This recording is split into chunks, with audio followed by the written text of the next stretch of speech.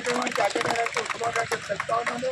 అలాగే ఈ BMS foundation డేకి సంబంధించి అటెండ్ అయిన మీ అందరికీ కూడా ధన్యవాదాలు, శుభాకాంక్షలు తెలుపుతూ మరి ఈ బిఎంఎస్ 1955 మరి అప్పుడు దత్తోపన్ ఎన్టీజీ గారు స్థాపించడం జరిగింది.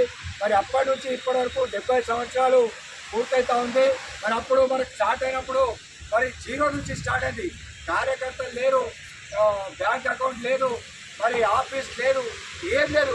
ఒక్కడే స్టార్ట్ చేసిన మరి బిఎంఎస్ 1955లో స్టార్ట్ చేసిన బిఎంఎస్ ఈరోజు అంచెలుగా ఎదిగి ఈరోజు ప్రపంచంలోనే నంబర్ 1 స్థానానికి మరి భారతదేశంలో 2 అప్లికేషన్లో మరి వెరిఫికేషన్లో 2 సార్లు కూడా మరి ఈరోజు భారతదేశంలో నంబర్ 1 పొజిషన్లో ఉన్న సంస్థ ఏదైనా ఉన్నది అంటే మరి ఓన్లీ భారతీయ మతృత్వ ఒకటే అని నేను చెప్తా ఉన్నాను. అందులో మనం అందరం ఉండడం కూడా మనకు అందరికీ కూడా గర్వకారణము. అలాగే మరి మన గత 2 సంవత్సరాలు కూడా మనము యూనియన్గా బిఎంఎస్గా మనం గెలవడం జరిగింది. 2012లో మనం రిజిస్ట్రేషన్ చేసాము. అప్పటి నుంచి మరి 4 టర్ములు ఓడిపోయి మరి మన 2021లో మనం గెలవడం జరిగింది. మరి గెలిచిన క్రమంలో కూడా మనం కార్మికులకు ఏదైతే చెప్పినామో అందులో 90% మనం సక్సెస్ కావడం జరిగింది. మెడికల్ విషయంలో కానీ మరి బోనస్ విషయం కూడా మనం ఇప్పిస్తామని చెప్పినాం. ఆ విషయంలో మరి కోర్టులో కేసు నడుస్తూ ఉంది. దానికి సంబంధించి కొంతమంది ఈరోజు ఏదో చెప్తారని కొద్దిగా ప్రచారం జరిగింది. వాస్తవంగా కూడా ఆ బోనస్కు సంబంధించిన విషయము మరి ఖచ్చితంగా చెప్తాము. ఆ ప్రూఫ్స్ కూడా పెట్టమని అంటారు. ఖచ్చితంగా ప్రూఫ్స్ కూడా పెడతాము, పేపర్లు కూడా పెడతాము.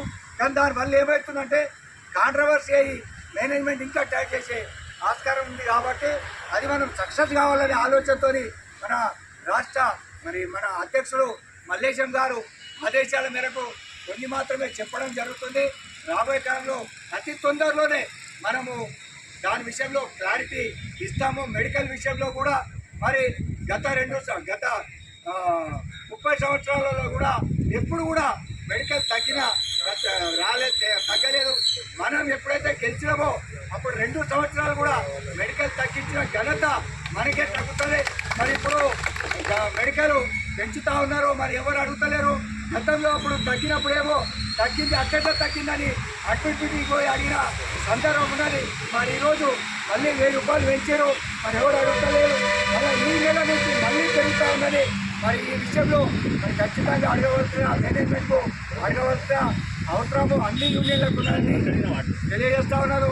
అలాగే మరి కాంట్రాక్ట్ ఎంప్లాయీలకు కూడా గతంలో షిఫ్ట్ అలవెన్స్ లేకుండే మరి మనం వచ్చినాక కాంట్రాక్ట్ ఎంప్లాయీలకు కూడా షిఫ్ట్ అలవెన్స్ ఇప్పించిన ఘనత కూడా మనకే దక్కుతా ఉన్నది. కరోనాతో చనిపోయిన వాళ్ళు మరి గత యూనియన్లో కూడా చనిపోయారు. మరి అప్పుడు వాళ్ళకి ఎలాంటి బెనిఫిట్స్ ఇప్పలే. మన టైంలో చనిపోయిన 4గురికి మరి గతంలో చనిపోయిన 3గురికి మొత్తం 7 మందికి కూడా మనం 10 లక్షలు ఇప్పించిన ఘనత కూడా మన బిఎంఎస్కు మల్లేశం గారికి దక్కని తెలియజేస్తా ఉన్నాను. అలాగే హాస్పిటల్లో ఉన్న ప్రతి ఒక్కరిని కూడా ఎవరు సిక్ అయ్యి హాస్పిటల్లో ఉన్నా మనం పోయి యూనియన్గా అందరం పోయి మరి హచ్చుకున్న రోజున ఈరోజు యూనియన్ నిమ్మకు నీరెత్తినట్టు ఎక్కడ కూడా ఎవరిని హచ్చుకోవడం లేదు, డ్యూటీకి వచ్చింది లేదు, కలిసింది లేదు, కార్మికులకు అందుబాటులో ఉన్నది కూడా లేదు. ఇప్పుడున్న యూనియన్ దత్తమ్మ యూనియన్ అని నేను తెలియజేస్తా ఉన్నాను. అలాగే మరి మనం చేసిన విషయాలు కూడా మనం రెగ్యులర్గా 2 సంవత్సరాలు రెగ్యులర్గా డ్యూటీకి వచ్చినాం. హాస్పిటల్లో ఉన్న వాళ్ళను మనం కలిసినాం. కరోనాతో చనిపోయిన వాళ్ళని కూడా మనం దగ్గరుండి అంత్యక్రియలు చేసిన చరిత్ర కూడా మనకే ఉంది. ఇట్లా చెప్పుడు అయితే చాలా ఉన్నాయి. మనం మెడికల్ తగ్గించడం, బోనస్ విషయంలో కోర్టులో కేసు నడుస్తుంది. ఖచ్చితంగా మనకు అనుకూలంగానే నాకు తీర్పు వస్తుందని గాఢంగా విశ్వసిస్తూ ఉన్నాము. కొన్ని కోర్టుకు సంబంధించిన విషయాలు ఎక్కువ ఓపెన్గా మాట్లాడితే దానివల్ల మనకు మంచి కంటే ఎక్కువ చెడు జరుగుతుంది. కాబట్టి మన లోపల ఉన్న వాళ్ళకు కూడా నేను ఒకటి అప్పీల్ చేస్తూ ఉన్నా. మరి అన్ని సంఘాలు మరి మాకు సంబంధం లేదంటే ఇది అందరికీ సంబంధించిన విషయం. బోనస్ విషయంలో కూడా అన్ని సంఘాలు కూడా ఖచ్చితంగా రావాల్సిందని అడగవలసిన అవసరం ఉంది. మెడికల్ కూడా తగ్గించవలసిన అవసరం ఉంది. మరి ఈ నెల నుంచి పెంచుతామంటారు. మరి మేనేజ్మెంట్ అన్ని యూనియన్లు కూడా అడగవలసిన అవసరం ఉంది. యూనియన్ కూడా మరి ఖచ్చితంగా అందరికీ అందుబాటులో ఉండి మరి డిపార్ట్మెంట్లో చాలా సమస్యలు ఉన్నాయి.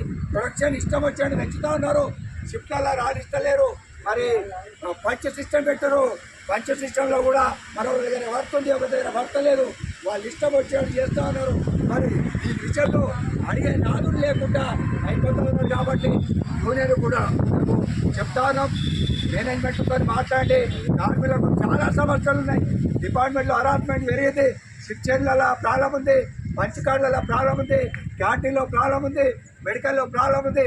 ఇట్లా చెప్పుకుంటే చాలా సమస్యలు ఉన్నాయి. కాబట్టి ఈ సందర్భం మీకు తెలవాలనే ఉద్దేశంతో నేను చెప్తా ఉన్నాను. ఇంకా రాబోయే కాలంలో మనకు చాలా విషయాలు చెప్పవలసినవి ఉన్నాయి. కాబట్టి అన్ని యూనియన్లకు కూడా రిక్వెస్ట్ చేస్తూ ఉన్నా, అన్ని సంఘాలు కూడా రిక్వెస్ట్ చేస్తూ ఉన్నా. రాబోయే మెడికల్ ఇప్పుడు ఉన్నది, మెడికల్ విషయంలో ఖచ్చితంగా ప్రశ్నించవలసిన అవసరం ఉన్నదని ఈ బిఎంఎస్ తరఫు నుంచి నేను డిమాండ్ చేస్తూ ఉన్నాను. అలాగే మరి ఈ కార్యక్రమానికి వచ్చే అందరూ కూడా నేను ధన్యవాదాలు చెప్తా ఉన్నాను.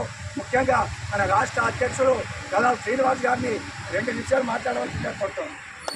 భారత్ మాతా కీ జై, భారత్ మాతా కీ జై. దేశం కోసం పనిచేస్తాం, తగిన వేతనం సాధిస్తాం.